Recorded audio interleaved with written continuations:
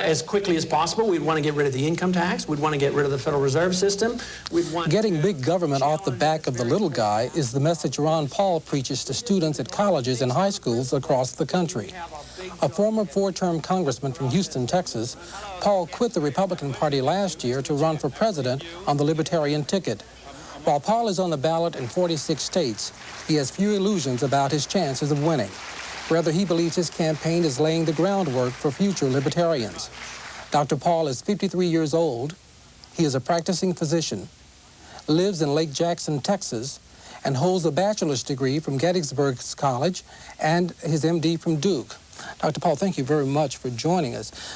Let's get right to the point. Now, you want to get rid of big government. You want to reduce the government in our lives. And you also want to cut out the income tax. Now, I know a lot of people against the income tax, but I don't think anybody that I know believes that you can really have a government this strong and pay for things here without that tax. Oh, no, you can't. You can't have a government like this without an income tax, but we don't want a government like this. This is not the kind of government that was designed by our founders of the country. It's not what was written in the Constitution. We've only had an income tax since 1913, but if you want a welfare state, and if you want to police the world and pay for the defense of Japan and Germany, send foreign aid to the Soviet Union, you not only need the income tax, you need the Federal Reserve to print up the money when the deficit is accumulated. So we think the government should be much smaller. If government is small, then you don't need an income tax. The income tax only covers 38% of next year's budget. Well, I mean, but you're also talking about eliminating the FBI, the CIA, some parts of national health care.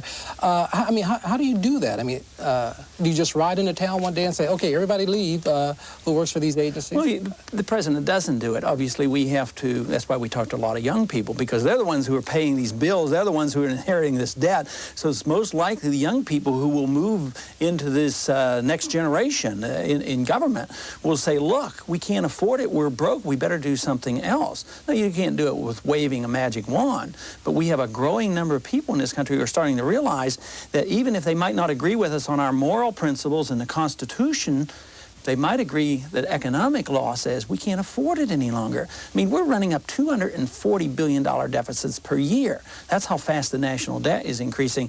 So the young people, there aren't enough young people to pay for this type of government. So the type of government we have today is coming to an end. Okay, let me be clear now. Regardless of what you keep in terms of government, and regardless of how small, it still has to be paid for. How would it be paid for? Well, the income tax only covers 38% of next year's budget. Oh, okay. So maybe you'd have a national sales tax. Maybe the states would raise the revenues. Maybe we would have so much tax per individual. Maybe there would be an import tax. There would be something other than the personal income tax. The personal income tax is the worst type of tax. Okay, now you're a doctor. You've taken the Hippocratic Oath. From what I understand, you believe, though, about health care, you're going to leave out a lot of people, poor people, if we put your plan into action. How do you know? Who really need health care. How do you know? That's a bad assumption as far as I'm concerned. There are 38 million people today that have no health care after the government's been in health care for 45 years. If you want to look at health care when government really controls it, go to the Indian reservations. Worst care in the world.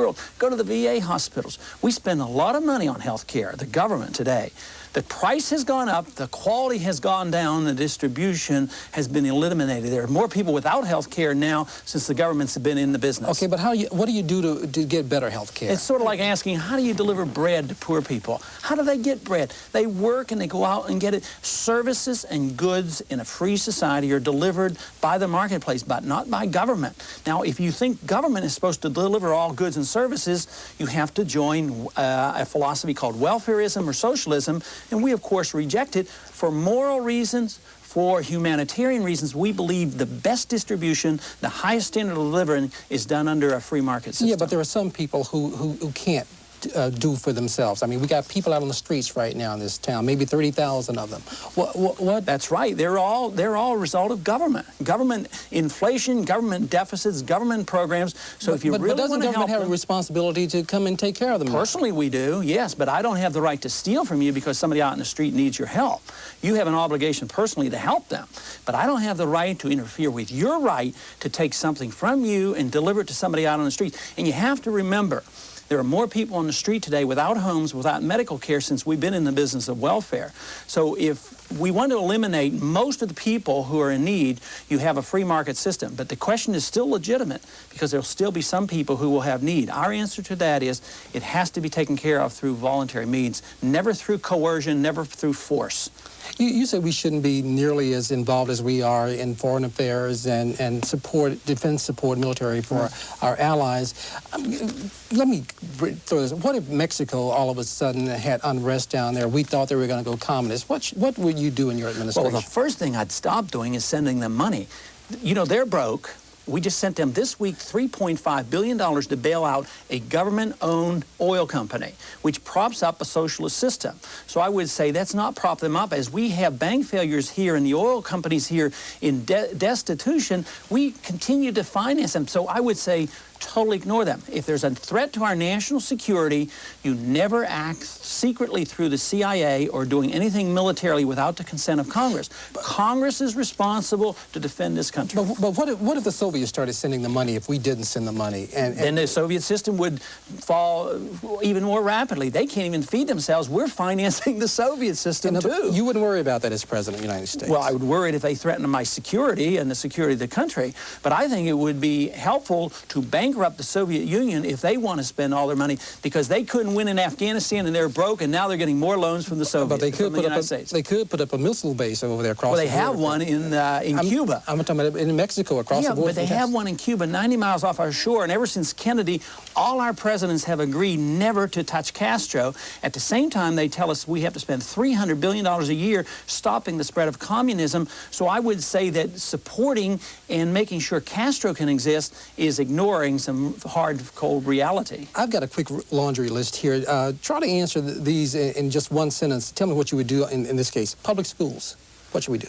Well, I think we should give it some competition. I think we should immediately introduce competition through the voucher system or through tax credit so that we don't have a monopoly control of the public schools. Social Security.